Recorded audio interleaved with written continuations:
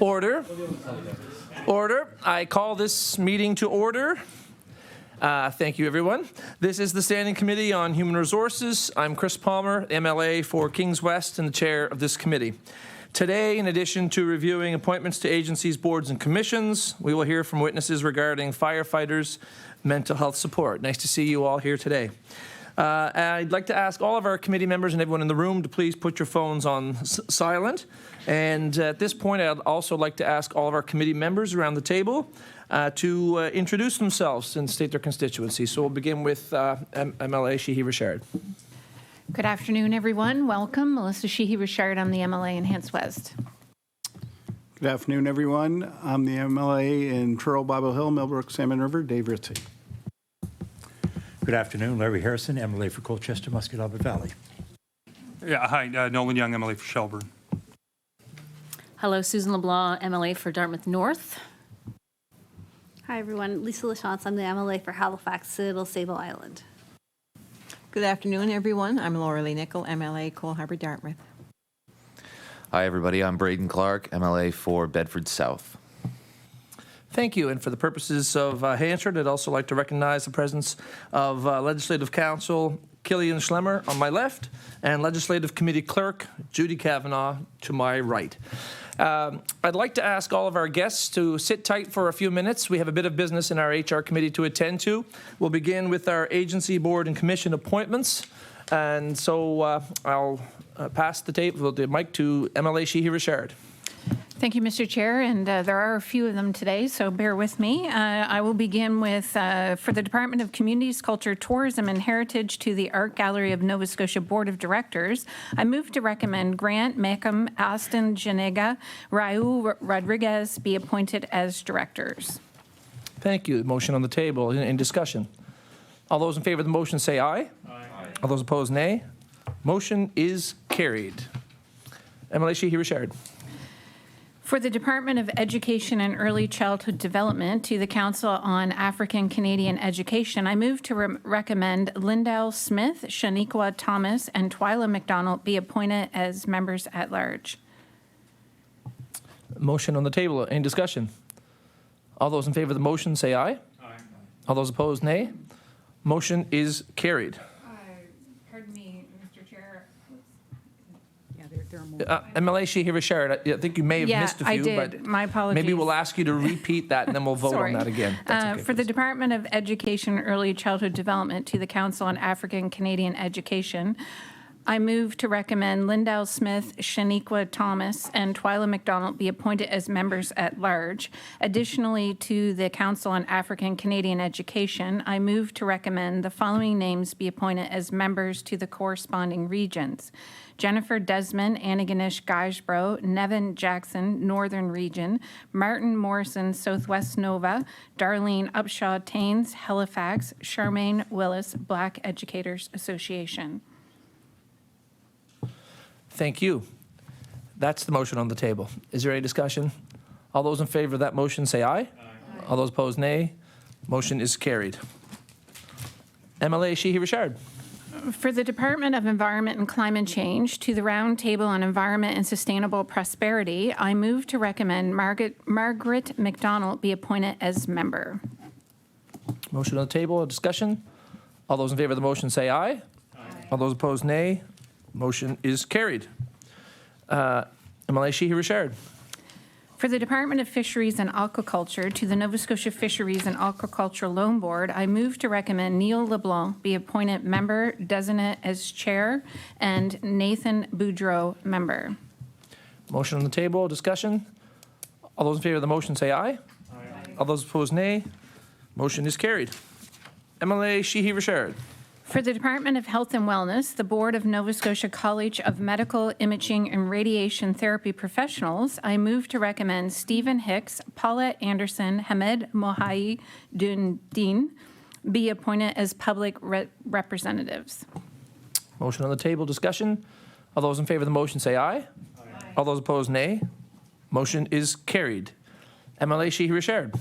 For the Department of Justice to the Accessibility Advisory Board, I move to recommend Ellen Johnson be appointed as member designated as vice chair. Additionally, to the Accessibility Advisory Board, I move to recommend Birgit Elsner, Amy Lays, Helen Louise Gillis, Sarah Moore, and Shalina Sparks be appointed as members.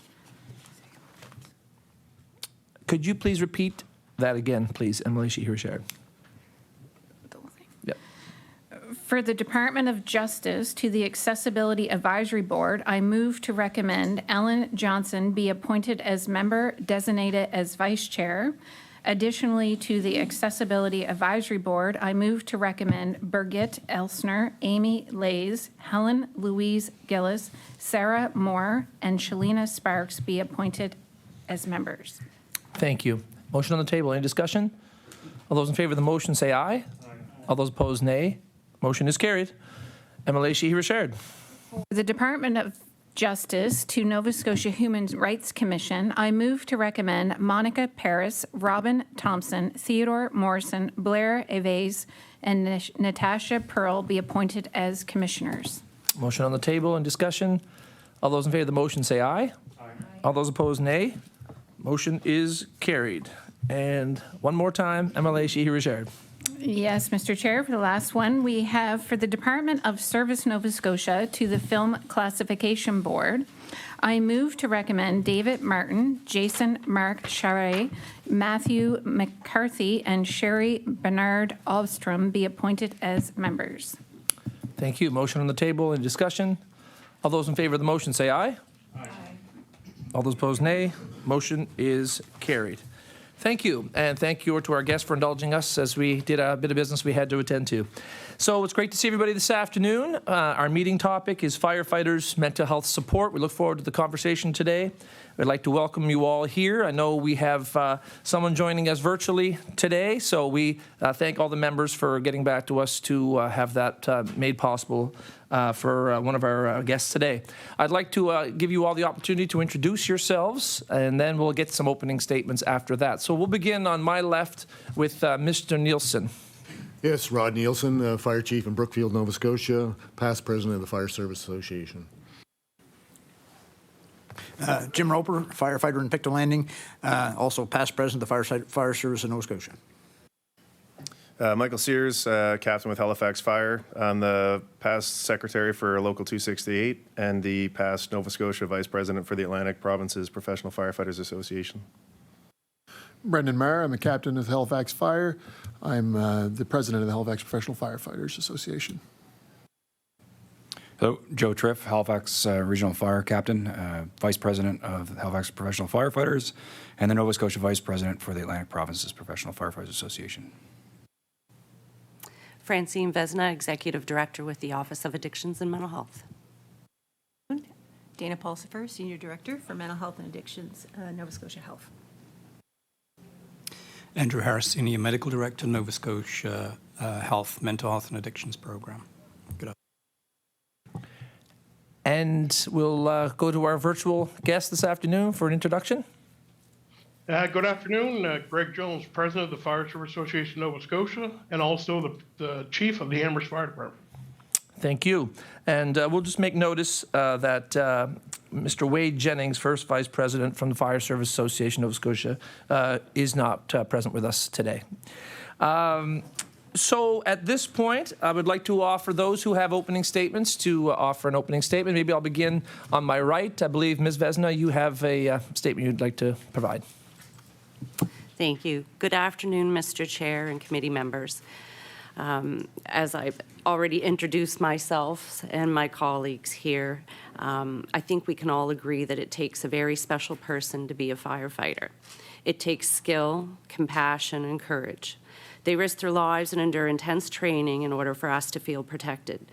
They fight to save homes, businesses, and lives, and they're there for us when we're experiencing what is often the worst day in our lives. They put our interests ahead of their own, as we saw during the wildfires experienced this summer. Our firefighters turned up every day, and even when some of them lost their own homes, they fought to save ours. For everything they give us, it takes a toll. It takes a toll on physical health and mental health. What we're here to talk about today is mental health. Mental and physical health are equally important components of our overall health, and we should care for our mental health in the same way we care for our physical health. I'm very proud to be a part of a team that's working towards universal mental health and addictions care in this province, a time when all Nova Scotians will get the care they need, when they need it, and where they need it. While we work towards this goal, we recognize that Nova Scotians need care now, especially our first responders like our firefighters. This is why we have partnered with Justice on a program called PSP Net, an online therapy for our first responders, and have most recently launched a new program for volunteer firefighters and ground search and rescue. This is because often volunteer firefighters and search and rescue volunteers may not have the same access to supports for mental health and wellness through employee assistance programs. Through this pilot project, TELUS Health Solutions is providing employee assistance program to Nova Scotian volunteer firefighters and ground search and rescue personnel. We know there's lots more to do, and we're looking forward to the conversation and hearing from representatives of Fire Services Association of Nova Scotia and the Halifax Professional Firefighters Association about where they see the gaps and how we can help work together. Thank you, Ms. Vezina. Mr. Meagher, I believe you have an opening statement. Mr. Chair, we are here to speak about mental health for firefighters, obviously. The other significant concern for firefighters is cancer in the fire service, and it does relate to mental health, so I'd like to bring some awareness to cancer to the committee. The International Agency for the Research on Cancer has recognized firefighting as a Group 1 carcinogen. It's scientifically verified that our work causes cancer. When people become firefighters, they are among the healthiest and fittest members of society, and despite this, 68% of firefighters in North America will be diagnosed with cancer, and firefighters are 14% more likely to die of cancer. We also develop cancers at a younger age. When we look at some different types of cancer, we develop brain cancer at 103% of the non-firefighting population, non-Hodgkin's lymphoma at 103%, leukemia 114%, skin cancer 139%, colon cancer 121%, prostate 128%, testicular cancer 202%. Malignant melanoma at 131%, and multiple myeloma at 153%. In 2022, Nova Scotia changed regulations to cover 19 presumptive cancers for firefighters. This is a significant improvement in our coverages, and we want to thank everybody that participated and supported that process as we move forward. But there is more work to do. When we look at the issue of identifying firefighter cancers early so that we can improve prognosis for firefighters, there is a gap. Most physicians have little to no awareness about firefighter cancer rates or cancer as an issue for firefighters. Firefighters who have not developed symptoms and appear healthy and strong cannot access screening, with the dominant access to screening being symptoms and age of the patient. And doctors frequently and consistently report to our members that they're unaware of cancer as a pandemic among firefighters. We need to do a better job of educating our doctors. When we look at the benefits of early detection, we know that survivability rates on diagnosis from stage 1 versus stage 4. For cervical cancer, stage 1 diagnosis is 93% survivable versus 15% at stage 4. Breast cancer, 93% survivable at stage 1, 6% at stage 4. Colon cancer, 74% survivable at stage 1, and only 6% survivable at stage 4. And melanoma skin cancer, 97% survivable at stage 1, and only 17% survivable at stage 4. Statistics from Ontario, skin cancer is 26% of firefighter claims in Ontario, and prostate is second. These cancers can be easily screened for early in firefighters.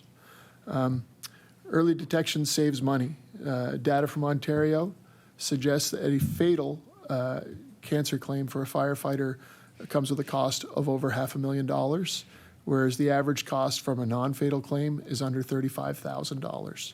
The effects to the psychological health issues associated with occupational cancer are unquantified at this time.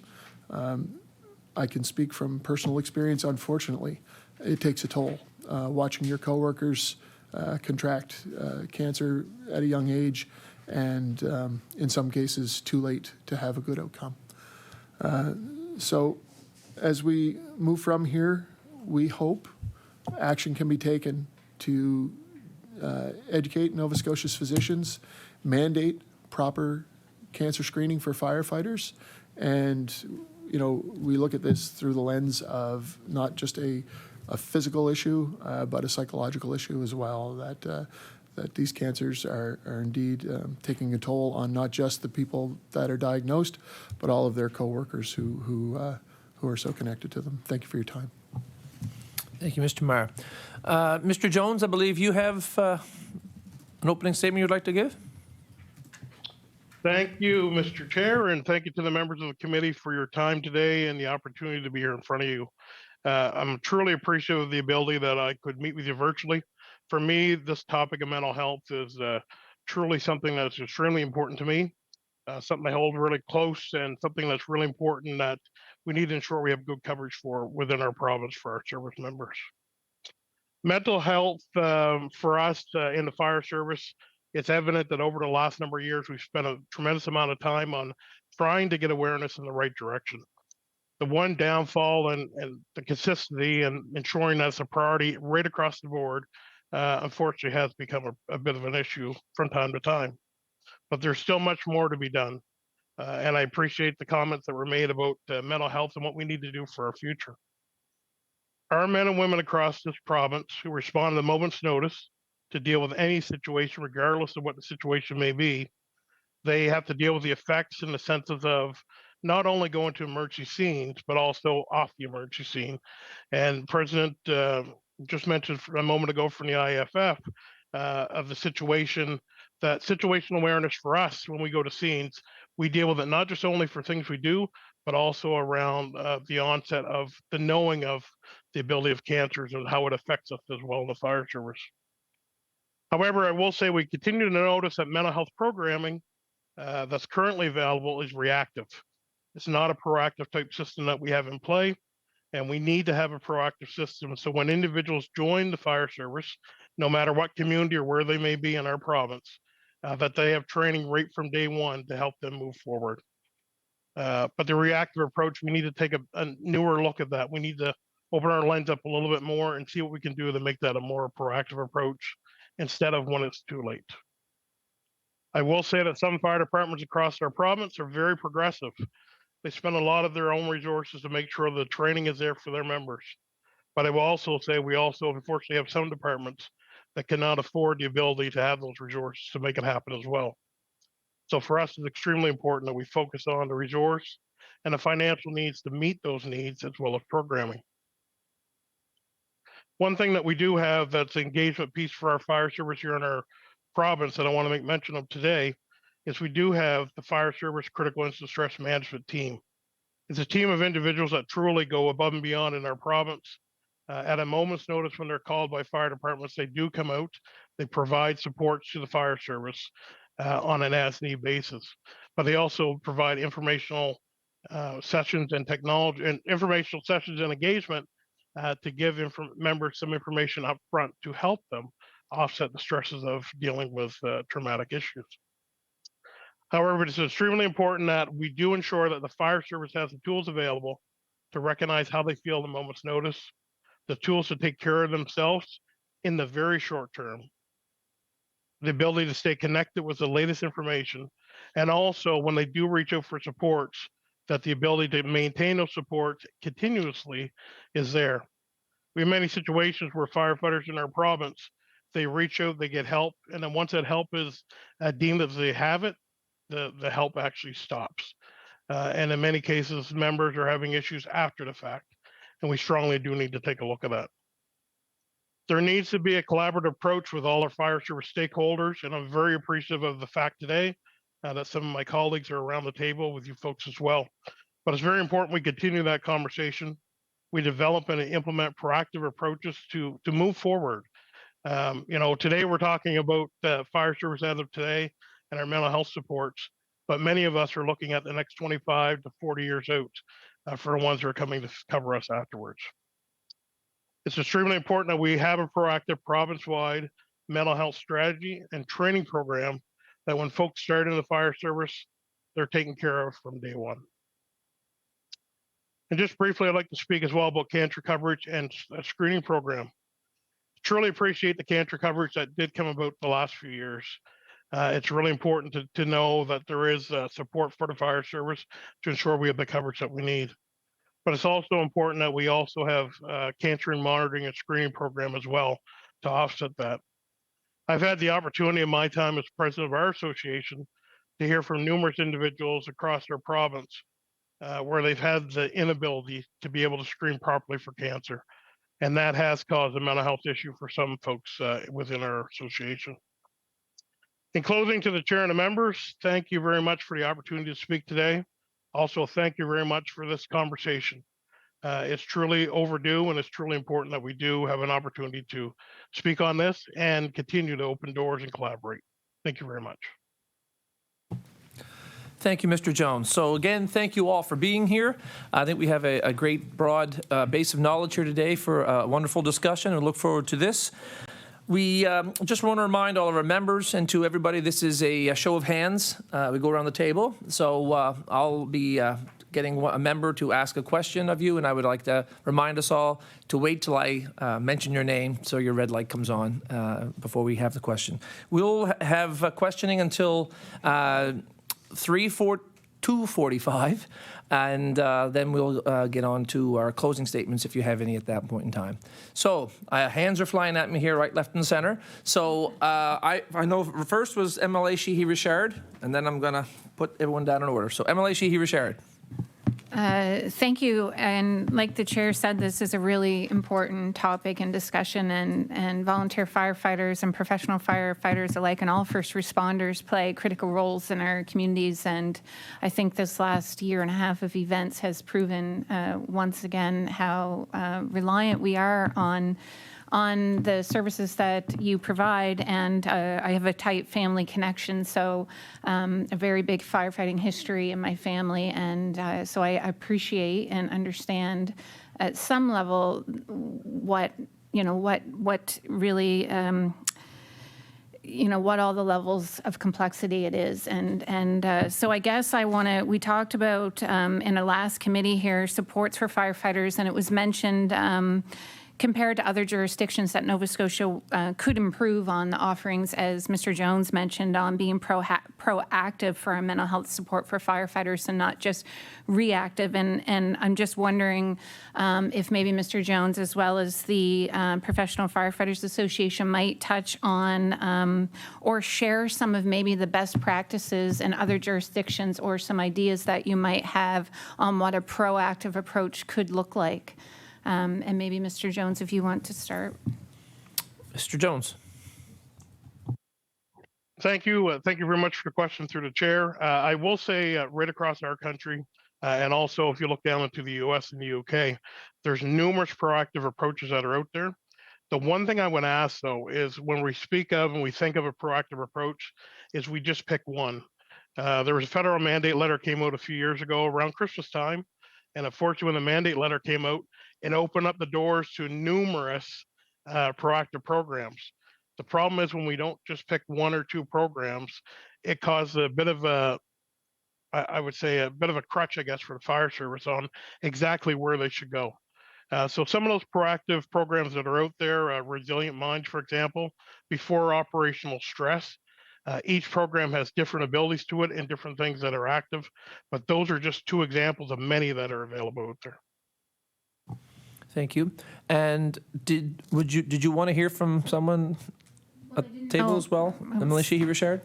Yes, I didn't know if the Halifax Professional Firefighters Association, if you guys had anything from your jurisdictional scans that might be good information for the committee. Mr. Sears? Hello, thanks for the question. Yes, similar to last year, I would say jurisdictional leaders are still in British Columbia. Some things that they're doing, they started a provincial mental health task force for first responders to identify areas of concern and to provide solutions before you get to that problem of reactive, as President Jones mentioned. They look at things as a very upstream approach where they try to get education and resources to the members before the demand of their service takes hold, or they are experiencing something like an occupational illness such as cancer. You know, there's a bit of static jurisdictionally with private industry trying to get in on, obviously treating firefighters and first responders is big business. So there's a lot of static to wade through and tune through.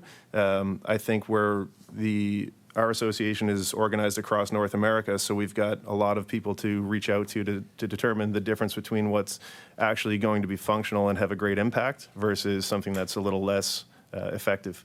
You know, and to the same point, the pieces that exist now, a lot of them are, it's a new science, it's a new study. These conversations weren't happening, you know, 5-10 years ago to the depth that they are now. And, you know, something to add to this as well is things that are non-traditional, embodiment, something that I wouldn't have thought had such an effect on us. But as we look at what stress does to our bodies and minds, without learning how to understand that, and we're not taught as firefighters, I wasn't, I don't really know anybody that was, that I can think of offhand, and that in itself, so it's the clinical proven methods that exist that are getting good results, and there is data in BC that supports the results of those materials and their impact on members, and being creative. You know, we talked last year about, you know, having the opportunity to lead and cut a new path. Well, the path's halfway paved by the work that's done in BC, and I look around the room and I see a lot of willingness to continue to lead out here, and I think that's something that, from my view coming forward, is imperative. Thank you very much, Mr. Sears. MLA Lachance. Thank you. So I'm building on comments that you made, Mr. Jones, but welcome input from others, obviously, as well. You mentioned unequal access amongst different departments, and so I'm wondering if you can talk a bit more about that and how that unequal access to mental health programming and how that plays out, and you know, sort of like what's the result of that. Are there solutions that folks have talked about in terms of making sure that all departments have access to an equal level of programming? So that's to Mr. Jones? Mr. Jones, I don't know who else might want to comment from the larger table. So. Okay, so I'm going to give this to you, Mr. Jones, to answer the question, but I would like to maybe let all of our members know that normally I allow for a follow-up question if it's related to the original question. But if we're going to have a fulsome discussion with 3 or 4 of our guests answering a single question, I might just keep that to the single question so we allow for more questions for our guests today, okay? Just making sure our members understand that. So we will go to Mr. Jones, and then we'll go to the table after that. Mr. Jones. Okay, thank you very much, Mr. Chair. Very good question. One thing I can tell you is that many departments in our province, they've gone out and they've gotten separate wellness training, or not wellness training, but wellness service and wellness insurance. So many of our departments across the province would have that, particularly volunteer departments and also on the career side as well. But what I will say, the volunteer departments don't all have the same program. Some have a program provider that provides firefighter insurance across our area, but it's not one solid program. One thing it would be nice to see would be one solid program right across our province that would be led by the provincial government, that every firefighter in our province would have the same exact program. Right now, it's kind of broken up. It's like a big puzzle across our province, to be very honest, and not everybody has the same coverage or the same program backing that that you would think would be available. Thank you. And anybody at the table, Mr. Triff? Hey, thank you. Yeah, for the career departments, representing all the career members in Nova Scotia, the peer support teams, the critical incident stress management teams, the occupational injury coverage, the onboard training that our members go through varies from department to department. There's no set standard. The International Association does offer opportunities for departments to take a standardized course, but those departments are bound by municipal budgets and budget constraints when it comes to that training. So there's costs. Oftentimes, if the association takes the lead on the training, then it can be a little bit more standardized because we invite members from different departments. But when the department has the lead on the resources that are applied, they can vary quite a bit based on the size of the department or the size of the membership or the municipal budget. Thank you very much. MLA Young. Yeah, thank you, Mr. Chair. I just wanted to say thank you for all the service and all that you do after going through the wildfires in Shelburne this year. I think there was 1,400 volunteers that were damaged. Just tremendous, right? I'm going to pop a question off to the Halifax Professional Firefighters Association and the Fire Service Association Nova Scotia, if I could, Mr. Chair. And I'm wondering if you could just talk about the support that's offered by your organization or the employer to support mental health of firefighters, and how can government programming perhaps complement these initiatives? Mr. Sears. Thank you for the question. So in Halifax specifically, we have a firefighter and family assistance program, which primarily provides psychological sessions for support, mostly after a critical incident. And those can be ongoing. We haven't had a point yet where it's been shut down and a member denied care. And it's usually done in a pretty prompt manner. In terms of what else is available, we've accessed a number of partnerships with outside agencies, Wounded Warriors Canada most recently. We've had some support from the TEMA Foundation that our department has partnered with in our last recruit on board. I think they were given 3 days of education with the recruit level. But we would like to see moving forward, not just in our department, but its recruit level is great, but it's existing firefighters, new and existing captains, district chiefs, deputy chiefs, all the way up through. It's imperative that they understand what it is that's going on with the members, because it's not just the stress operationally, it's the behavior of the member along the course of their career and anything that goes along with that.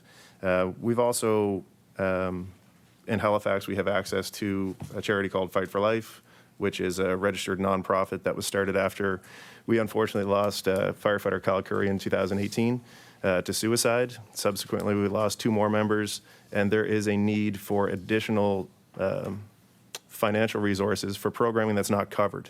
So like outpatient programming, I think I've had a couple conversations with people before the meeting, some programming that's around the province that isn't covered by our current benefits or by our firefighter assistance program.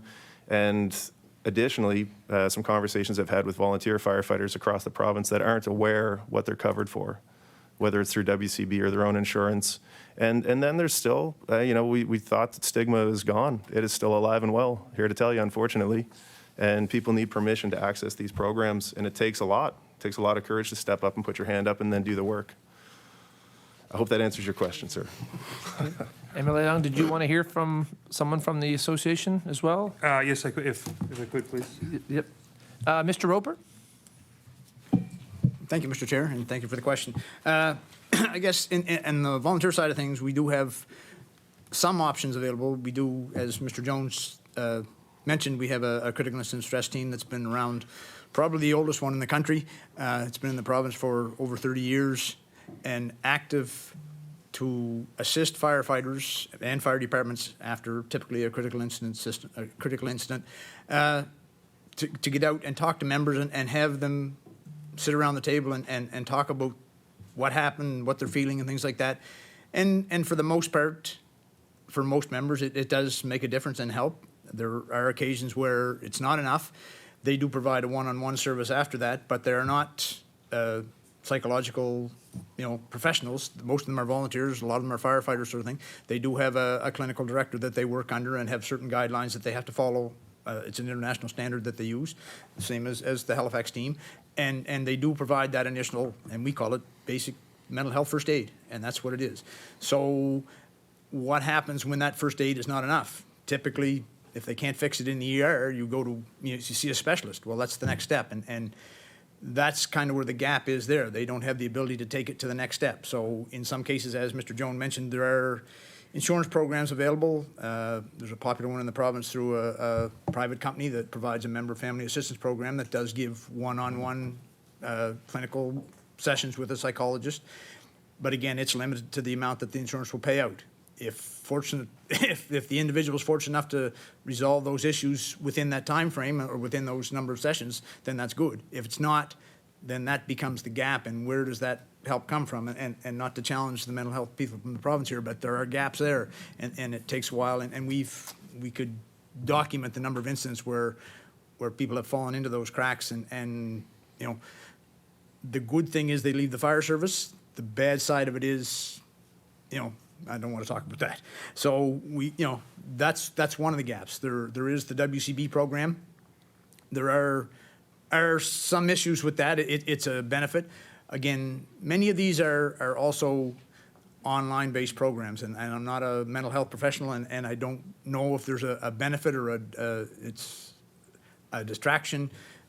But in my opinion, when you're in a mental health crisis, I don't think the laptop is probably the best place to look for your help. I think we have to have access to face-to-face counseling, sort of thing like that. So that's the kind of gap that I think we're looking to fill is where's that next step? How do we get these people the help that they need immediately, and not have them wait in a queue somewhere for a long time and leave the fire service or worse.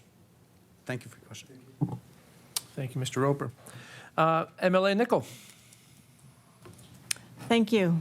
It's nice to see some of you I saw at Ali Duwali's retirement, so it's nice to see you. Ali had a conflict, so he couldn't be here today, and sends his hellos. And as I was mentioning to Joe Triff earlier, yesterday we said goodbye to the West Falkland Harbour Firefighters former Fire Chief Murray Elliott. So I'm very much mindful of my friends in firefighting and our conversation today about protecting our protectors. So I just wanted to preface with that, but having been on Halifax Regional Council for 12 years, to hear a lot of this conversation coming late comes as a surprise to me.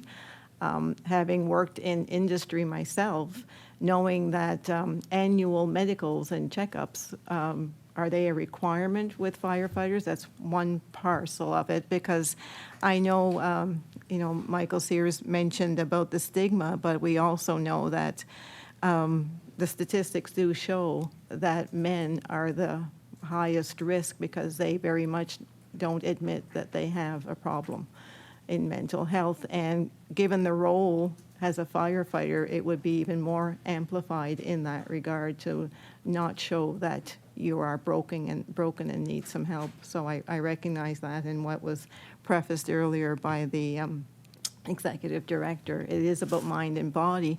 And you spoke of the wildfires that we undertook, but I was just wondering, with all that, I guess the lessons learned, because we saw the pictures and we felt the anxiety that everybody was going through, and you as the protectors feeling it even more so. And I just wondered if you could speak of that experience and how a firefighter might sort of, I guess, share the experience with everyone so that you have some lessons learned, so that you can sort of know what to do. And in that regard, there was a lot of conversation too, like some people not wearing masks and some were wearing masks, whether that's a requirement. And you speak of the day-to-day work of firefighters and the prevalence of cancer in Nova Scotia itself. It would be nice if we had, I don't know if you do have any data for Nova Scotia specifically when it comes to the cancer among firefighters. But I was just wanting to understand as well, so what you would be asking here today for the cancer screening recommendations for Nova Scotia. All in all, like I said, it is mind and body, but to add the cancer piece onto it at a time with many people in Nova Scotia don't have a health provider added on to everything else that they're dealing with on the day-to-day. I just wondered, like, what it is that you would be recommending specifically for the cancer screening program. So, Mr. Meagher. And thank you for your question. So I have wildfire experience first as a question. I was working on May 28th, and I work at the Bayers Road Fire Station, and when this fire started in Tantallon, the city kept some reserve capacity. They sent crews to Tantallon initially, and my truck, along with a couple of other vehicle apparatus, were originally sent to the Highland Village area as the fire spread toward Lucasville from Tantallon. So when we arrived, conditions were untenable. We had no water supply in the area, minimal amount of water on the trucks that we carry. And we pulled into Highland Village. There were power lines falling down all over the place, multiple homes on fire, including 2 homes of people that I work with that were working that day. While they were in Tantallon, their homes in Highland Village were burning. And we knew we had to leave. We're not fireproof. So we turned around and started to leave, and cars were evacuating onto Hammonds Plains Road. They were lined up in the subdivision, and we weren't redeployed at this time. So I got my driver to stop the truck and wait. And we couldn't drive by these cars with the fire behind us like that. I felt there was a possibility we were going to have to tell people to get out of their cars and run. And we waited a few minutes. The fire stayed to the north of the street we were on. And they requested people to go to Yankeetown Road as the fire crossed the street. We pulled out and started to go to Yankeetown Road, and were caught on the road between, with fire on both sides of us. And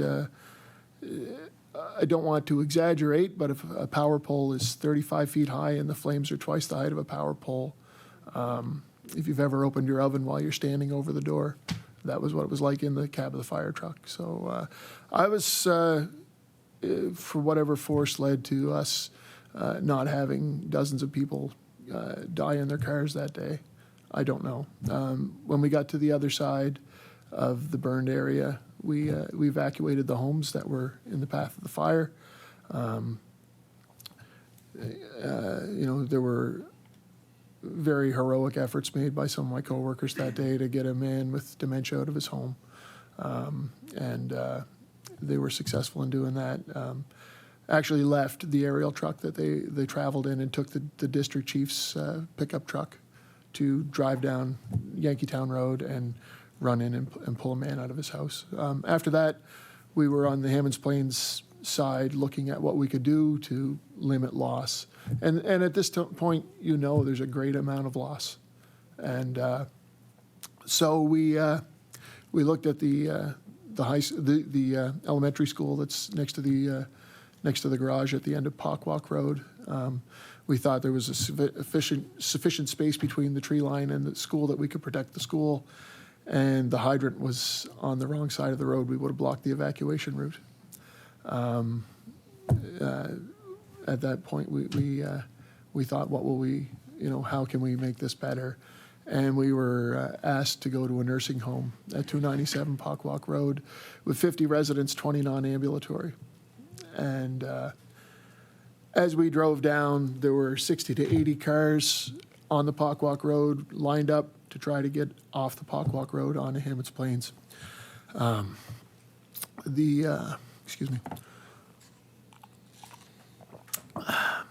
sky was in the ground in terms of the fire being about 1.5 kilometers away, traveling toward us. I didn't know the nursing home or what the fuel load would be like around it. There was a white horse galloping down the center of the road next to the cars as we drove in. And, it was, for me to say that I wasn't sure we were going to come out of there. So as we arrived, we were fortunate that there was a field next to the nursing home, about 100 meters long, which on the south side gave a break in the fuel. We were able to access a hydrant to put 2 ladder trucks up. When the tree line continued immediately to the north of the nursing home, and as we watched it come toward us, it was slightly south and growing slightly to the north, so coming more square at us. We weren't going to leave those people alone. So we made the decision to stay. There was an opportunity possibly to evacuate. A transit bus arrived with a driver. It was phenomenal. And, we made the decision to shelter in place versus the risk of going out on the street. The fire was about 400 meters from us, and an airplane came by and hit the fire 4 or 5 times. And then the sun went down and the wind changed. And, the impact, it's cumulative, and, it's specific and non-specific. It's moments like that over years, and it's different for everyone. That's a little bit what it was like for us on day one. You make a decision to try to do the best you can. It is very uncomfortable at times, and Nova Scotia data for cancers. We don't have a lot of data. We're a small sample size. We have 2 members in their 40s from our local that are dealing with life-threatening cancers right now, and it may not go well. So we know psychological impact on these members.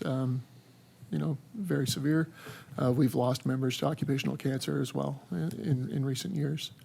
And for Nova Scotia's doctors, when we go, and I'm a firefighter, we would like going to our GPs on an annual basis to trigger tests that recognize that the IARC has recognized our job as the most dangerous classification of carcinogens. So when I walk in and report that I'm a firefighter, I'd like all of the screening that will identify early these cancers and help me and my coworkers, the people I represent, have a better prognosis for an outcome. So, thank you for your time. Thank you for your question. Thank you, Mr. Meagher. Mr. Triff, if you'd like to chime in. Thank you for the questions. I think there was a couple pieces that I'd like to touch on. Thanks, Brendan, for your personal story. MLA Nickel, I've known you for many years, so I know there was no intention, but when we speak about the stigma, I heard the words broken and need help. And that's part of the fight, right? We're not broken. We're having normal reactions to terrible things. So that's just to touch on that. For masks in the wildfire, our personal protective equipment is largely bargained items. They're collective bargaining issues. At times we have success asking for things outside of our contract, but often we have to bargain those things, and so we horse trade for our protective equipment. There are no wildfire masks for us. As career firefighters, the wildland provincial firefighters may have them. A lot of firefighters out west and in the U.S. have them for wildfires. We have no respiratory protection provided for wildfires. For annual medicals, again, it's a collective bargaining issue for our members. There's a cost for medical screening. There's a cost for implementing. There's programs that exist. There's costs to implement those. And again, it comes down to the horse trading at a bargaining session to try to get medical screening. It wasn't as big of a deal for our members when there wasn't a shortage of physicians. We now have firefighters that don't have a family physician. They don't have access to a family physician. So that has created a bigger problem to get screening. To go in and convince a physician that you've known for 20 years to do a test is different than going into a walk-in clinic to try to advocate with somebody who's never met you before. So those are a couple of the roadblocks. And, mental health support for large incidents like the wildfires exist. They're easy because everybody recognizes them. It's often those calls that you don't know are triggering somebody. The members that volunteer and work in their communities that drive by that scene repeatedly. The calls that you can relate to on a personal level with your family or your kids or your coworkers. Those are the problems that we need to really dive down into, the full bucket. Thank you for the time. Thank you. Okay, our next round of questioning will be MLA Clark, MLA Ritzie, and MLA LeBlanc. So, MLA Clark. Thank you, Mr. Chair, and thank you, Mr. Marr, first of all, for sharing that story there. It dovetails into the question I wanted to ask, which is around, about 6 years ago now, the province expanded presumptive PTSD coverage for firefighters, among other first responders, which I think was, of course, a great move forward. I'm wondering, it's been about 5.5, 6 years since that took place. I'm wondering, perhaps from the Professional Firefighters and the Fire Service Association, if you could give us a sense of how that's working thus far and what lessons we may have learned that we can use to apply to future work so that we do better on this kind of stuff. Thank you. Look for direction from Mr. Sears. Okay, Mr. Sears. Thank you for the question. So, speaking on my experience as the former Nova Scotia Vice President, in terms of the locals in Nova Scotia, presumptive PTSD, we continually hear insurance companies say, well, that's great, you have legislation around PTSD, but we don't, and they may be in a different jurisdiction. So the intake forms for members when they are applying for an occupational injury, such as post-traumatic or occupational stress injury, which, as we know, can be cumulative, or it can be, a catastrophic traumatic event that brings the member to the point where they need assistance and they need it now. To then ask that member to fill out paperwork that lists 5 minimum, on average, experiences that could be triggering of the event that they had after they finally got the courage up to come in and ask for help. It's devastating to the member. I can say it personally when I went through it. The members that I help through it now, it's wildly inappropriate. And to have people doing business in the province that don't recognize the legislation of the land is a big problem. We have Occupational Health and Safety Act. I believe it was Member Hansen previously had brought up looking at amending the act to include psychological safety in the workplace. And it's unfortunately, again, where things are cost, and a lot of things in our world are bargained for, without the ability to have something legislated allows sidestepping. We talked here last time about the member being caught in the middle as the ping pong ball bouncing back and forth between who's responsible and who's not. So while I respect the fact that there is PTSD legislation for Nova Scotia's firefighters, it really hasn't landed. Not for us, not for anyone that I've talked to, not for me. Respectfully, of course. Thank you very much. MLA Ritzie. Thank you, Mr. Chair. And this question's for Ms. Vezina. I was wondering if you could speak to the partnership with TELUS and expand on the offerings, volunteer firefighters, ground search and rescue, personnel, health and wellness support, such as counseling and stress management. Ms. Vezina?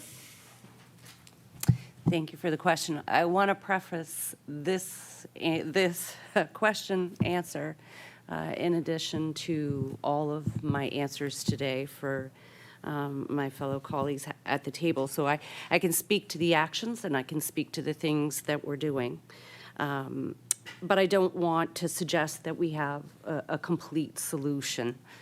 So I don't mean to suggest that in my answers, but to also let you know that, we're open to further discussions. I think it could be the start, the beginning of figuring out something together and partnering to find those solutions. So the Nova Scotia Volunteer Firefighter Ground Search and Rescue Assistance Program, it just launched in December, and so they provide a range of both physical and mental health services. It's 7 days a week, 365 days a year, and it's confidential and free of charge. The services are available in person, on the phone, and online to support mental illness, grief, loss, post-traumatic stress, mental health crisis, and as well as other wellness services. So that's a kind of a higher level view of what the program has to offer. Thank you. MLA LeBlanc. Thank you, Mr. Chair. Thank you, everyone, for being here, and thank you for your service, everyone, and Mr. Jones.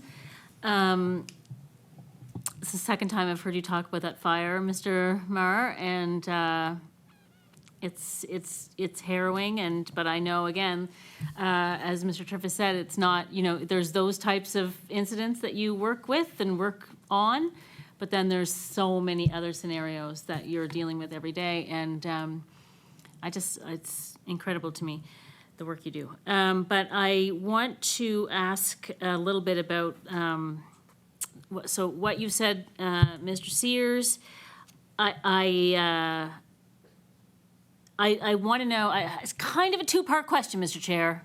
I kind of need a follow-up. Get them in one question? All right, I'm going to do my best. Depends on who, so MLA LeBlanc, yeah. Yeah, that's true. Okay, I got it. So you know what I'm going to say, but just, yeah. And you know how good I am. Put it in one question. All right, so what do we need? Like, what has to happen legislatively, policy-wise, to fix the gaps that you're talking about there? And for the volunteer sector, how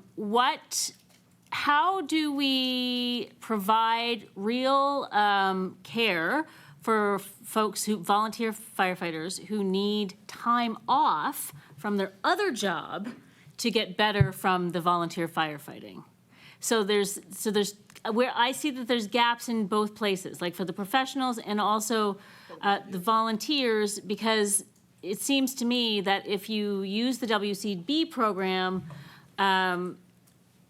for coverage, like, is that the whole scenario? Like, do you get to, does that cover your time off of your other job to get the help you need? That's a big question. Okay. Two-parter in one. All right, so I think your first part will go to a representative from the Professional Firefighters Association, and then we'll go to someone from the Fire Service Association after that. So who is from the... So we'll go to Mr. Sears. Thank you, Chair. Thank you for the question.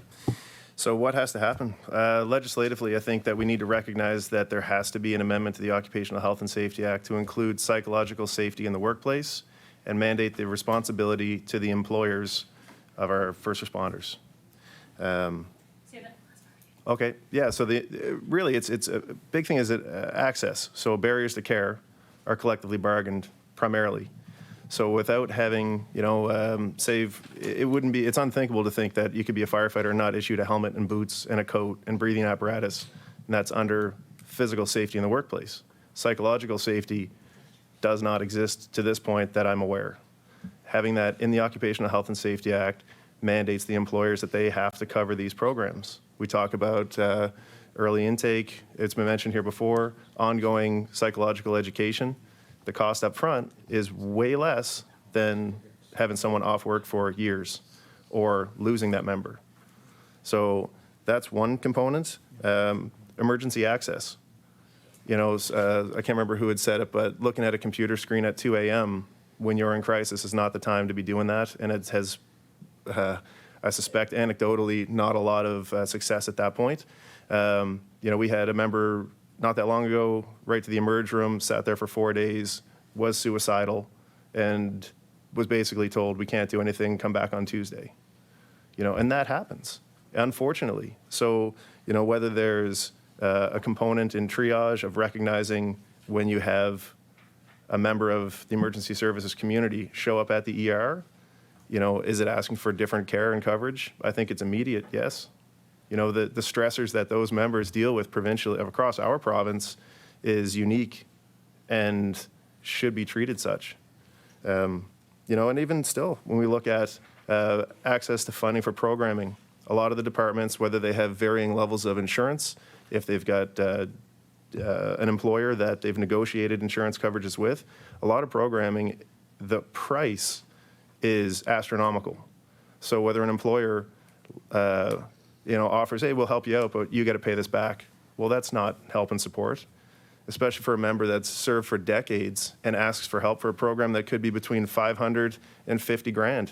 That's a big discrepancy. So access to funding to provide those programs is key. And whether we look at how we did it with presumptive cancer legislation, where it was supported through the province and then downloaded over time, allows the municipalities and towns the ability to create budget lines item that don't exist currently, that would be a great avenue to go down, as far as I'm concerned. I think that's yeah, okay. Thank you, Mr. Sears. And Mr. Nielsen. Yes. Thank you, Chair, for the question. Thank you, Susan. Biggest thing with volunteers is the variation of coverage across the province. We know that there are departments that don't have any coverage whatsoever as far as insurance goes. The WCB, again, we're into this haven't been in a very long time. We haven't been provided any data of, what is the amount of usage of it, not personally, but just what the use of it is and what would be used for mental health.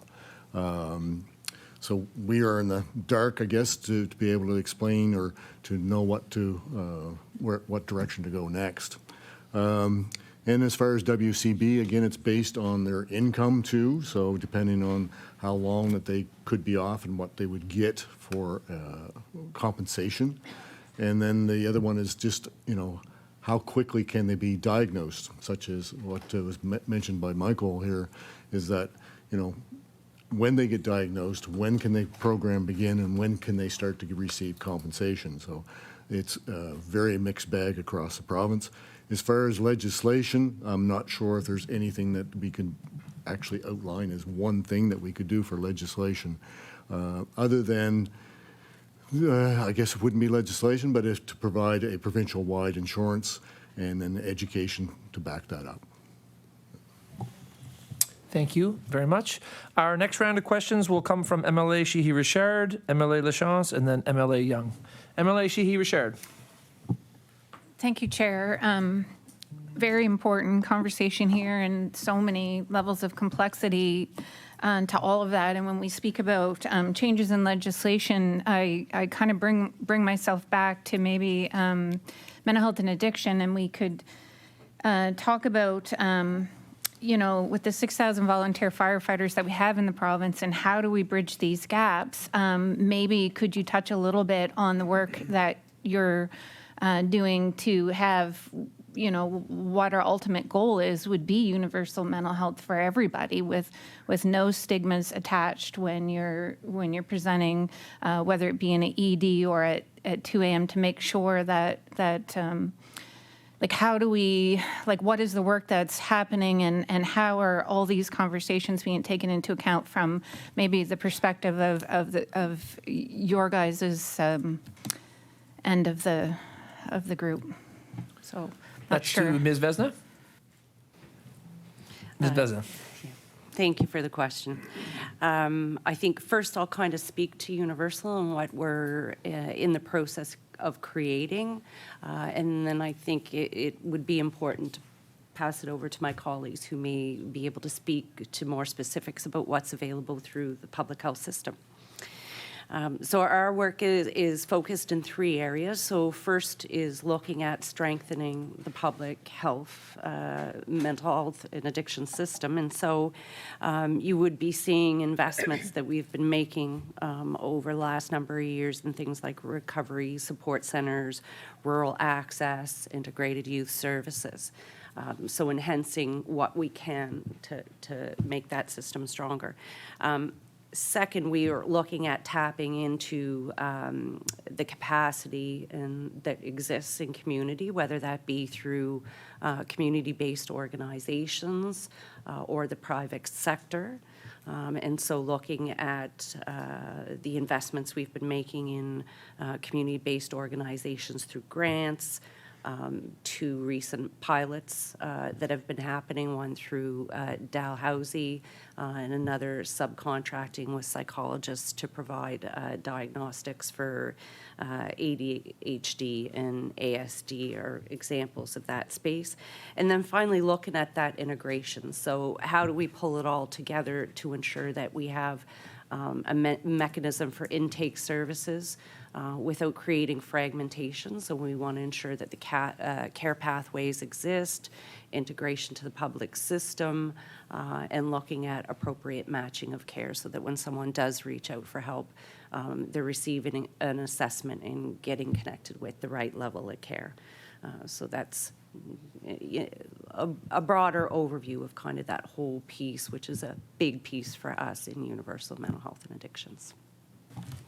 Did you say someone from, sorry, did I interpret you were going to pass it on or no? Okay, so that's Ms. Pulsifer. You're up. Thank you. Thank you, Chair. And before I get into maybe some more detail around what Nova Scotia Mental Health and Addictions program as a public service area has to offer, I just wanted to kind of touch a little bit more on what Ms. Vezina was talking about for Universal.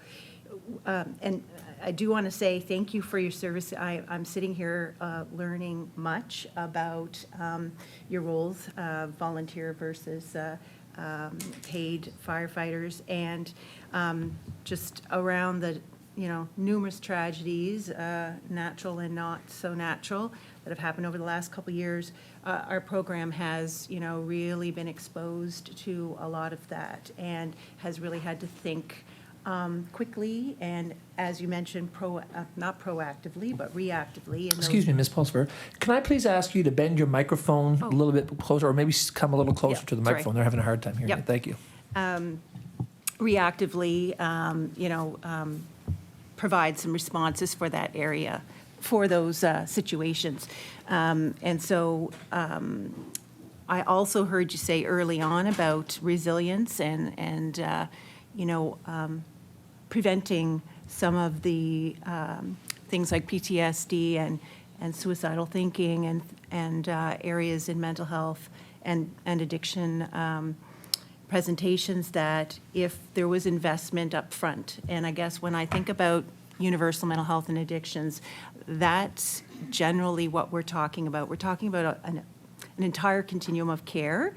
We're talking about leveraging community-based organizations, volunteers, formal services like our mental health and addictions program, private sector. So we're exploring all of that at the same time, because we know from our workforce challenges that we really do have to look at all avenues that are provided.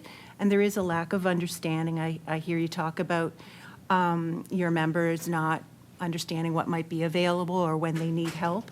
I think that's a larger kind of issue that many people in our population face. And I think it's really critical for your members to be able to identify, when they need support, to not feel the stigma. So part of universal mental health and part of that continuum of care focuses on that whole spectrum, right up to treatment and to the other end around working with communities, members of communities, so that they have more awareness and have some training around being resilient. We are a different generation experiencing many tragedies, and many of us weren't brought up with that kind of openness and insight, as I heard mentioned. So as to get to the specific question, though, around our services, so we provide services along the tier 3 to 5 specifically. Care for moderate to severe mental illness, mental health issues, and substance use issues. Francine mentioned a few examples around recovery support centers. We have day hospitals in 2 areas of the province, with 2 more being launched in the early spring. And, you know, folks are, really the public is to call our intake line. We have a clinician who will go through a process, and I imagine it is quite intimidating. I mean, to get to that first step, you do have to, you know, be courageous and make that phone call. And then from there, we match the individual through the clinical assessment to what they might require. And so I would say from a, you know, an immediate treatment or assessment support perspective, we triage folks based on how they describe their presentations. And if that's more urgent, you know, we're able to provide them an appointment in person or virtual if they choose, with a clinician to kind of help figure out what's happening at that point. And then I guess from there, you know, we really provide a variety of services and treatments, but it really is unique to the individual, and I think I might be talking too long. Thank you. I appreciate that. MLA Lachance. Thanks. So, Chair, I have a couple of questions, but they're very specifically about one thing. So I'll just run through them, and I think they're going to be in order. So I wanted to ask Ms. Vezina about the TELUS contract for search and rescue and volunteer firefighters. So I'm wondering what the annual cost is, whether there was a competition for this contract, how long the contract is signed for, and what evaluation measures are being used to look at the contract. So efficiency, thinking of things like wait times, and effectiveness, what mental health outcome scale is being used when people use this service. Ms. Vezina. Thank you. So that is the one that I had described earlier, so the volunteer firefighter program. It is a pilot, so it's relatively smaller scale. We're trying to determine what the volume will be, what will be the utilization rates, to kind of know, you know, more broadly how we would go. So there is a contract in place that is looking at numerous indicators, not just volume sorts of indicators, but outcomes for clients with TELUS. And I think I'm forgetting maybe some other component of that question. I think there was cost. Okay, yes. MLA Lachance, just repeat those 3 things, please. For the Cost, how long is the contract for, and was the contract put to competition? And to clarify too, you talked about mental health outcomes as part of that measurement. What scale is being used? Like there are a number of evidence-based scales that people use in mental health treatment. So Ms. what Vezina. scale is being used? I don't have the information on the scale here on me or the cost, I'm afraid. I don't have the budget number in front of me. The contract is for 1 year at this point. So I would just think if MLA Lachance, you would want to follow up with that, maybe you can speak with the executive director after the meeting and to arrange some information passed to you. Or through the clerk. That's fine. MLA Young. Thank you, Mr. Chair. I'm going to have a question for the Office of Mental Health and Addictions and NSH. And Ms. Vezina and Ms. Pulsifer, you've talked about implementing the universal access to mental health and addictions care will benefit firefighters as well as the general population. I think you touched on a bit of it. I'm just wondering if you could break it down. Could you please outline further explaining how practitioners access through the NSH or other care option can respond to the unique mental health challenges that firefighters face? Is that for Ms. Vezina or Ms. Pulsifer? Who would like to put their hand up to answer the question? I'll attempt. Okay, Ms. Pulsifer. Thank you, Chair. I think I initially described that around our public service through intake and matching to the patient's needs. And we also, if somebody is in crisis, they would typically call our provincial crisis line or the newly launched 988 federal line. And, this is for all populations, not specific to firefighters. But I think the way that our services work currently is that we need to match the presentation with the appropriate service level. And outside of that, I'm not sure if Dr. Harris might be able to add any insight. Dr. Harris? Thank you. Thank you for your question. It's important to know that mental health and addictions care is provided by an ecosystem, right? It's not just us. We tend to sort of traditionally work within the higher acuity inpatient and outpatient. But a lot of what we've talked about today are community organizations, non-governmental organizations who are striving to provide the same type of support and care for various segments of the population. They struggle because they're not funded in the same way as us. The office is one of the funders. But part of the onus for us developing universal mental health and also some of the legislative changes to the Health Insurance Act are that we then allow private practitioners to enter the space to be providing some of the care that we would sometimes provide, but might not reach the level of acuity or urgency. It also is, that we need to shift our thinking, as has nicely been talked about today by the Firefighters Association, more towards prevention, right? It's much cheaper to prevent someone getting sick. It improves on the quality of life of the individual. It really should be our primary motivator here is to work ourselves out of a job. I like to say that, right? People shouldn't get sick enough to see me.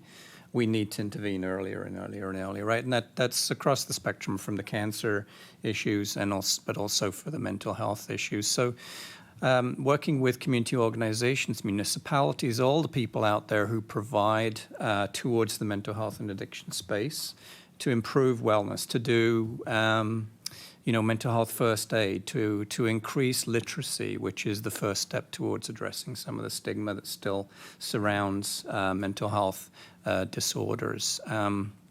So it's a larger and more complex kind of organizational process. We in Nova Scotia Health Mental Health Program provide a part of care, but there are a lot of other organizations out there doing an awful lot of work, from social groups, from municipalities, church organizations. It happens at tractor pulls. It happens at Tim Hortons, right, where groups of people gather together and do the peer support. I think what we can do is look at what the needs are of the other firefighters associations, and we should start to think about how we need to integrate special populations of individuals into our planning as we go forward with universal mental health. Thank you very much for that, Mr. Harris, or Dr. Harris. Our next three questions will come from MLA Harrison, MLA Nickel, and MLA Clark. MLA Harrison. Thank you, Mr. Chair. First of all, I want to thank all of you for what you do. I get to see Rod's commitment and expertise in a number of occasions. I know that, and I'm sure that you folks offer the same thing. So thank you very much. I guess my question is going to be for the department. Could you detail more broadly some of the programs that are available to have firefighters have better access to mental health care? Ms. Vezina. Thank you. I think we spoke to some already, and so specific to firefighters would be the PSP Net, which is an online resource that we're partnering with Justice to provide. Both, it's done virtually, but there's also 8 to 16 weeks in which they can receive coaching from a clinician. And I've already described the volunteer firefighter program. In addition, that would be what's specific to firefighters. Outside of that, then it would be what Dana and Dr. Harris have been describing in terms of what may be available through partnerships with community-based organizations. It would be the provincial mental health services, which is available through calling intake services. There are various crisis and urgent care supports that are available, as well as a suite of e-mental health supports that are available. And so, again, speaking to what's existing, what we're trying to do with Universal in terms of looking that continuum across, making investments to fill gaps, and a lot of the things that we've been testing and piloting and some expanding have already been expanded. We've been doing a lot of engagement with various individuals. And so I can see, even just through conversation today, as Andrew spoke to, is really having a deeper conversation with folks like who are here today to look at really that solutions, that more proactive, upfront prevention promotion work, and look at filling some of the gaps in advance, in addition to ensuring that all the appropriate services, whether that be ongoing mental health and addictions counseling or support, or if it's what needs to be available in an immediate or crisis situation is there for all Nova Scotians, but in particular in the circumstances that we've been hearing about today. Thank you. MLA Nickel. Thank you. I'm trying to process all the information that was presented here today, which has been very difficult because my mind and heart is in addressing what the firefighters are dealing with on a daily basis. But what I'm hearing from what we're doing currently, it's obviously not enough, and it's getting more complicated the more this conversation goes on. Because I understand, so I know it was mentioned by the firefighters about the PSP net. Is that different than TELUS and that program? So it's different than that. And so I guess my question right now is I know that I want to ask the firefighters if they're seeing year over year an increase in mental health related absences, and if there's a large vacancies of firefighters because of it, and also whether what you heard here today, is that giving the firefighters some solace as to that we're doing enough for mental health? So I'll maybe we'll have someone from the professional side and then someone from Fire Service Association offer some thoughts. Mr. Triff. Without getting into specifics or confidentiality and stuff like that, anecdotally, yes, an increase. And is that related to the call volume? Is that related to the lack of EMS resources in the province, which is creating a higher demand on our firefighters? Is that continuing on from COVID? We don't have that data to differentiate that, but my two colleagues to the right and I represent well over 10,000 emergency responses between us, all types of calls. And I know more and more firefighters that are transparent about the treatment they receive and the ongoing care they receive to remain in the workplace. Are we doing enough? No, we're not.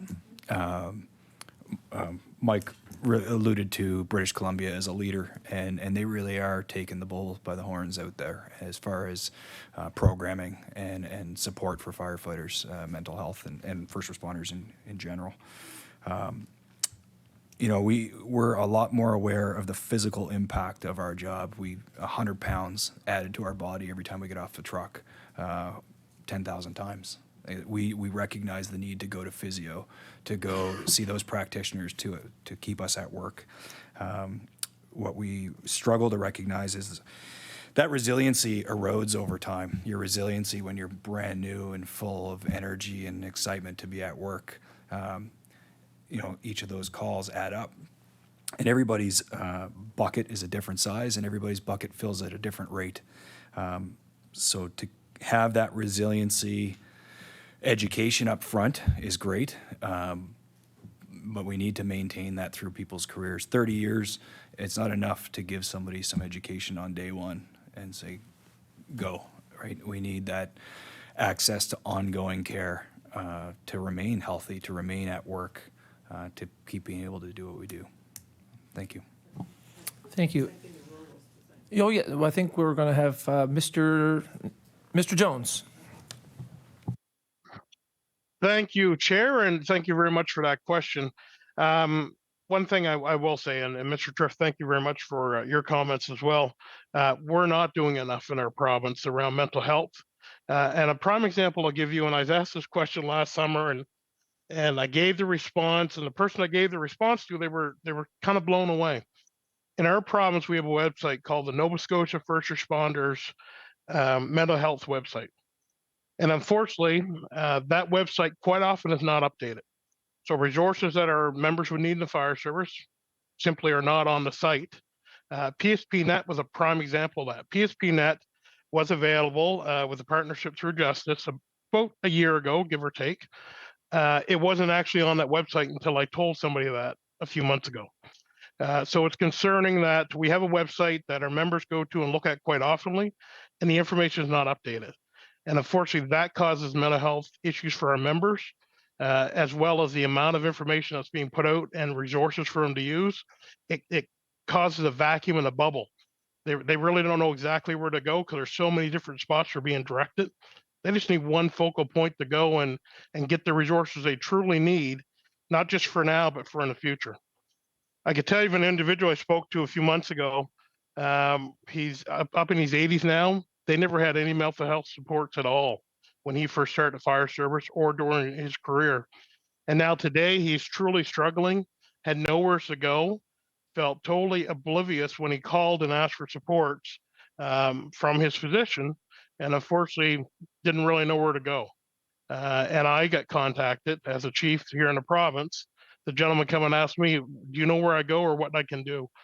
We shouldn't have to do that. It should be pretty black and white. Anybody can look at any one site that's on the province to see exactly what's available for mental health at any given time and where to properly go. Thank you, Mr. Jones. MLA Clark. Thank you, Mr. Chair. And I just wanted to follow up with my earlier question to you, Mr. Sears, because I think you made a really important point. Last time when you talked about the presumptive PTSD coverage and you said that it wasn't landing, and I think that's really important for us as members to hear, because sometimes it's easy for us to sit in the legislature and pass a bill and clap and think that that's the end of it, right? But really that's just the very beginning of the solution, especially when we're dealing with something as complex as this. So I'm just wondering if you could just clarify for me. You talked earlier about, members having to deal with insurance companies and deny. So if you could just clarify for me, kind of in your view, where the bottleneck is, so that what I think is a great intention is not translating to actual on the ground help, because I think that's critical to know. Thank you, Mr. Sears. Thank you. Yeah, so it's kind of two-part. So the way I see it is, if a member is filing a claim with a business that's doing it's operating in this province, it should be incumbent on that business to follow the guidelines set out by the legislation surrounding, especially this issue. So if we have presumptive language and you meet a threshold or a criteria based on your service, it should be automatic. You shouldn't have to relive the traumatic events or pick 5 out of 4 or 5,000. That's insulting to the member and the service and really the whole process and the intention of what we're doing. The other component to it is, there's still senior members in these organizations that don't recognize and understand this as an actual legitimate injury. The joke is always, is this the new back injury? To which I replied, do you think the old back injury might have been the original mental health injury? So it's getting that conversation out there and the understanding there and making it so that there is clear guidelines and sidelines and where's the end zone. You have to be able to put that and quantify it to allow people to exist and do business here and sidestep it, really for the sake of saving a couple bucks. well, the people I know are worth that money. Thank you. Thank you, Mr. Sears. Our next round of questioning will be MLA LeBlanc, MLA Sheehy-Richard, and MLA Lachance. MLA LeBlanc. Thank you. And you bring up, that's an interesting thing that you bring up about management. I was talking a few weeks ago to an old friend of mine who worked in major crimes as a police officer for a long time. And this friend said something very similar about the management at the police department, where people are going off and it's just like, it's really, really difficult to get support from management to, to have the mental illness or PTSD validated. And it's shameful and difficult to make the step to get the help because of that, or partly because of that. Anyway, it makes me think that, I feel like, because again, we also hear this from paramedics, right? Like major job burnout because of, for lots of reasons, but like part of it has got to be the calls that the paramedics arrive to and the PTSD that's involved with that or related to that. And I feel like, if we don't take care of our first responders, like first and foremost, then, if we don't get to this issue like now SAP, that everyone in the province will eventually be affected by it, because people are going to leave the jobs and people are going to, to choose something that's easier or, or less painful, as it were.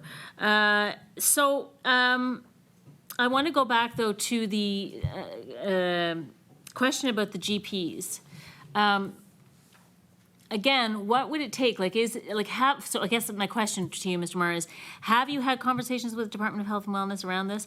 Is there a way to, to have a directive from the department where all doctors who see patients have to, if you say, hello, I'm a firefighter, then tick, tick, tick, tick, tick, and it's just not a question. Is that kind of thing, is that a thing that can happen? And if it can, how come it's not? And I guess the same question would be for mental health issues. So, I'm a firefighter, I'm a first responder. Yes, okay, you go in this line instead of going to call 988, even though, or is that what the number is, 988, 899? Jesus. Instead of going through that process, which, let's face it, I've heard, I know that there are many issues with that, calling that intake line and waiting days and days to get a call back. And not only that, but then, we know all of that stuff about the numbers around mental health services. So is there a way to it's like the priority line at the airport, where you've got your special badge and you go that way. Is there any discussions about that? Mr. Maher. Thank you for your question. I haven't been successful in accessing anyone at the Department of Health to further this issue. It is my hope that this committee can work toward creating a better awareness at health and creating a code at health that if there the potential for a directive or communication to physicians to be informed about treating firefighters and emergency responders, as the common denominator on mental health for other emergency responders. Cancer, more specifically to firefighters. I would hope, it's my hope that this committee can take action and move toward the Department of Health to create a narrative over there that moves this initiative, so that when a firefighter starts their service in every department in this province, that they're provided with a health screening form that they can bring to their physician. And if they do bring that, it won't be the first time their physician sees it. And if they don't have a physician, they can have a department, reach out and somehow provide access. With psychological services. There's nothing codified for firefighters. We in Halifax are fortunate enough to be resourced with a firefighter assistance program, and they have relationships with some providers, and so there has been some success through the efforts of our coordinator to getting us some earlier access, but that is for counseling and it's helpful. However, what we see a lot as advocates are members that are at a point where they're exasperated, and the next step in needing more than basic counseling, we don't see the resources there for that. It's been stated here that British Columbia's really got a great head start on us, and there is work being done to identify best treatment practices for first responders, and getting that down to providers here. Internally, firefighters haven't totally evolved to move away from the stigma, and so I'll speak personally for me. With fire, we had about 5 years ago where there was loss of life for a large loss of life. I was very open with the people on my job that I sought counseling after that, and I wanted it. I wanted to contribute to the removal of stigma. I felt concerned for my counselor in terms of what I would be sharing there and so on. So, that counselor joined our union in the IAFF peer support training that our international provides. We brought some of that here. That was so small scale that it's far from systemic. It certainly doesn't extend to the IAFF members in other municipalities, and it doesn't extend to the volunteers in Nova Scotia, and there are still significant gaps for the members that we represent here. So, Thank you very much. MLA Sheehy-Richard. Thank you, Mr. Chair. And I think maybe this might be directed more towards Mr. Roper, Mr. Nielsen, and about stigma and the CISM team in particular. And I know with the tragedy in my community, Wendy was there every single day, and our community had never experienced such a tragedy like that before. And I found myself struggling a bit, and my chief was great with setting things up with the CISM team and that support there, and invited me to come to the very high level, not incident debrief necessarily, but the open up where you can get support and how to start that conversation. I didn't feel myself that I was worthy, that I should be included in that, because what am I? You're the ones that are the front lines in doing that. But I have to tell you that just from that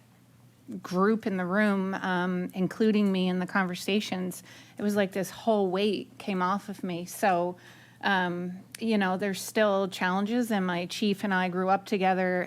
He unfortunately fortunately maybe for him, he's left the province for a bit to, pursue something else. But I guess where I'm going with this is how I see these young cadets that are coming in and are thrown into these traumatic experiences and the complexities of the issues. We haven't really got over the fires, and we had the floods, and it's the same group of individuals that are there day in, day out. And so how do we help?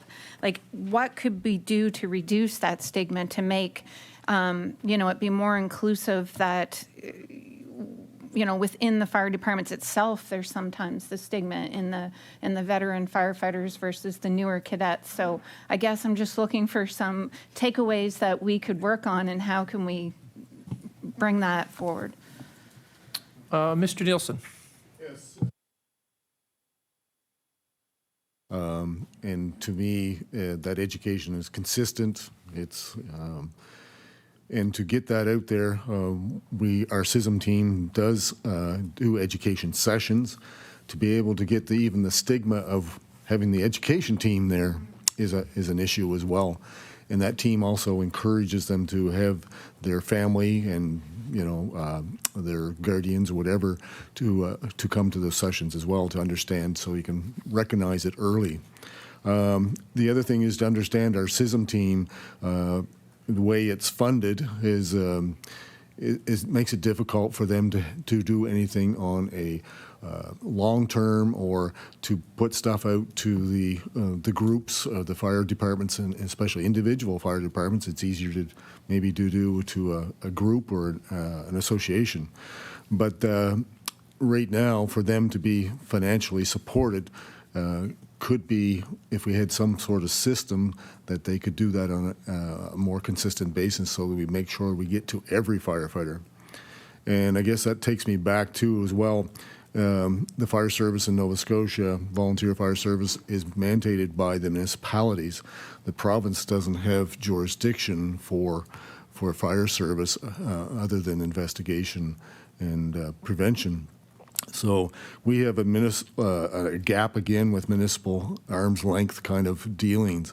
I think we could benefit with the province having more guidelines similar to the British Columbia that includes some guidelines around mental health and training and how departments operate. So. Thank you, Mr. Nielsen. Emily Lachance, we'll go 5 minutes. Great, thank you. I was wondering if folks from both sides of the service could talk a little bit about, we've talked about uneven access to programs, and then I'm wondering about sort of the ongoing treatment or sustainability of current programs, and what some barriers might be in terms of access to medication or the cost of other therapies that might be prohibitive. And sort of ideas that you might have around ensuring that the sort of ongoing treatment and support is there for folks. So who would like to begin with that?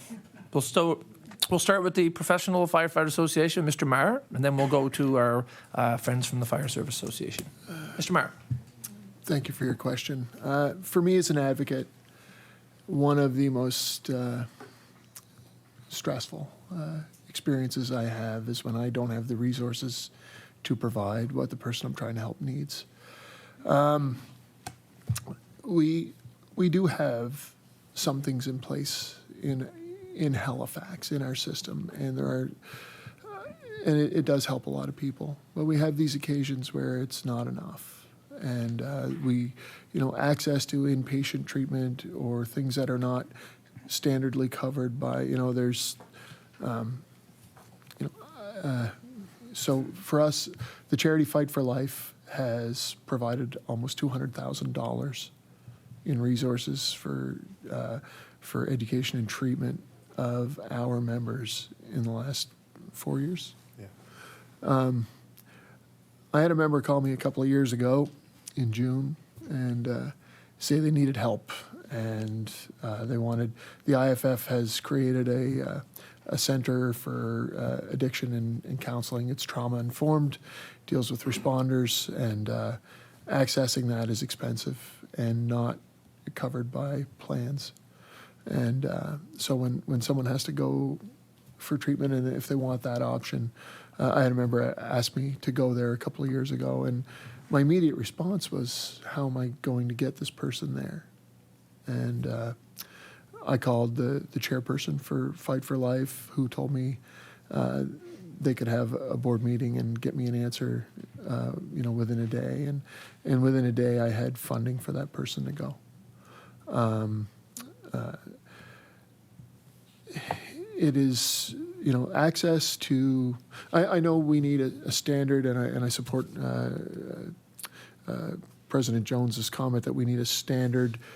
Fixed target so that everybody knows how to direct people, but that I believe is more so for entry and more high frequency situations. When people are exasperated and need other things, being able to resource inpatient treatment and less conventional opportunities is quite a challenge, and something that, if there was a pool of money created with minimal bureaucracy and time delay to access would be a great asset.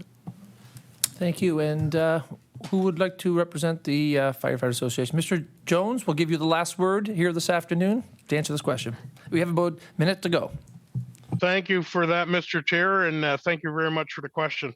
One thing I would say is that across our province, some departments do have, as I mentioned earlier, an employee assistance program to help with offset some of their costs, but many of them don't. And unfortunately, without that, quite often folks fall through the cracks. As President Meagher just mentioned, if we had a fund that could be used to offset that, it would greatly improve that. And also the same thing is for critical incident stress management, our CISM team. If there's a fund to support the job and the work that they do for mental health in our fire service, it would be greatly appreciated as well.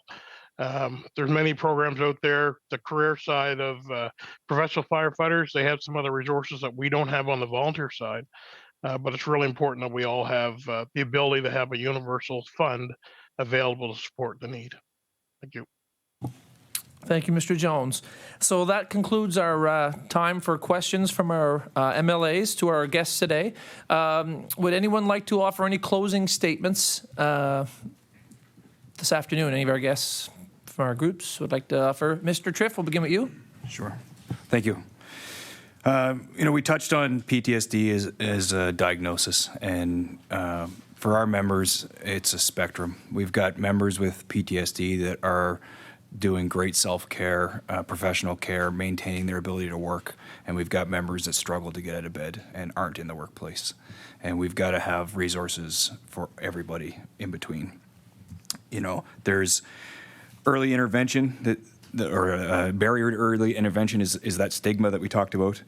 There's a fear of the impact of the diagnosis, the impact on their personal life, the impact on their professional life, fear of not returning. There's no firefighter I know that doesn't want to be at work, that doesn't want to be able to respond. There's guilt, there's shame, there's a lot of emotions involved with seeking help. But it comes down to cost. And with all of the increased costs that everybody's facing right now with inflation and the cost of living, $1,500, that's what we have access to for our benefits, $1,500 a year. It's about $200 a session for conservative pricing, so 7 sessions a year for someone to be able to maintain their psychological health and stay in the workplace. It's not enough. It's something that we need help addressing, and we're hoping that you folks have heard us today. We thank you for listening, and we look forward to continuing to work with you. Thank you. Mr. Jones? Thank you, Mr. Chair, and also thank you to committee members and my colleagues that are here today for this session. Truly appreciate the conversation, and my hope is that we can collaborate and continue this conversation on. One thing I will say is that everything we talked on today, we've talked on over numerous years. It hasn't just started. But one thing we need to focus on, the proactive approach of education, and also the point of having a long-range plan of how we're going to look at mental health for the fire service, but also for first responders. It's one thing that was neglected for a long time, both by members and also by the public, and we do need to turn our mind to that as well.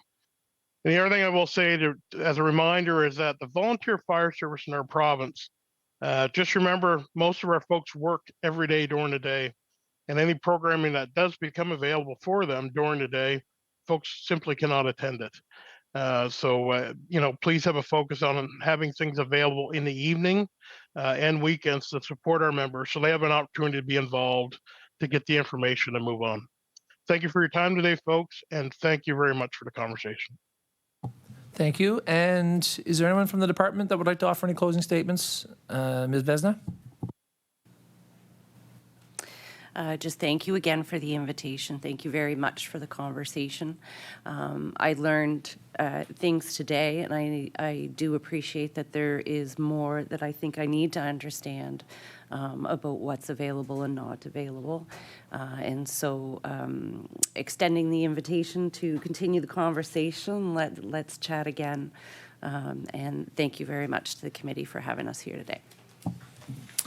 So thank you to all of you. And again, I think I speak for all of our committee when I say to all of you who put yourself in harm's way, thank you so much for the service that you do on behalf of our communities in all of Nova Scotia. So thank you very much for coming today.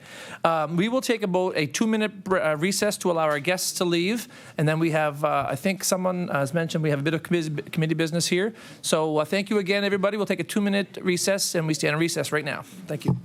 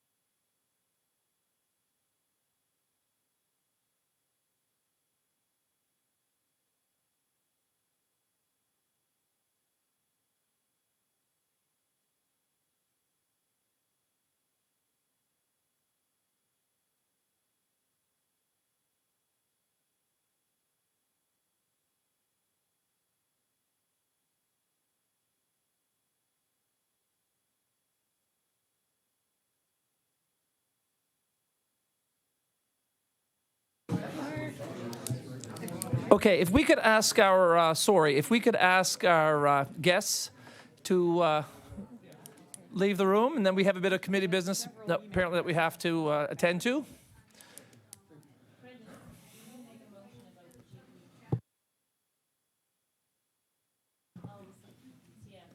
Okay, so we will we will get back to our committee business. Apparently there's, I had notice from MLA LeBlanc that she wanted to have some committee business, so we will go to MLA LeBlanc first.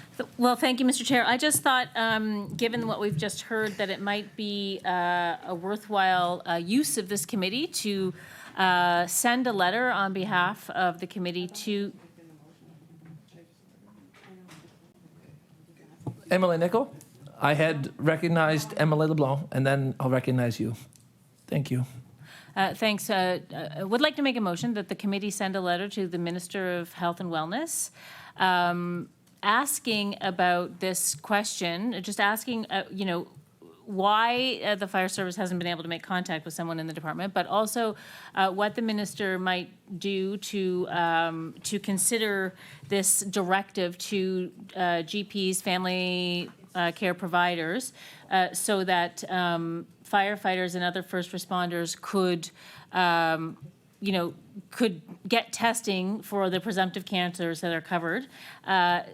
So this is a clunky motion, but the gist of it is that the committee write a letter to the Department of Health and Wellness asking what is being done to make sure that firefighters who have, pre-exposure or exposure to 19 various cancers can be tested on a yearly basis for those cancers. So I think there's a motion on the table. I think there's wording that you. Yeah, I just clarified it. Okay. So is there any discussion? Yeah, I'm not 100% sure either. There's a lot in there, MLA LeBlanc. So where we don't have a copy of it here, I guess. So MLA LeBlanc. That's right. You don't have a copy of it because I believe these committees should be a little bit flexible and reactive to what we hear in committee. And so this is coming from what I have directly heard from our committee guests. And that is, the motion is that the committee write a letter to the Department of Health and Wellness, to the Minister of Health and Wellness, asking what processes would need to take place in order to have firefighters be able to be tested for cancers on an annual basis, even if they're asymptomatic and not of the regular age for that cancer. Okay. All right. That was a little clearer. Is there any discussion on the motion? Okay. MLA Young, I think that groan was a bit of that you had a discussion. MLA Young. Thank you, Mr. Chair. I appreciate that. Now, sorry, I was thinking at the same time of just processing the motion, but I don't. Incredibly important for cancer testing. Incredibly important for firefighters, first responders. I get that.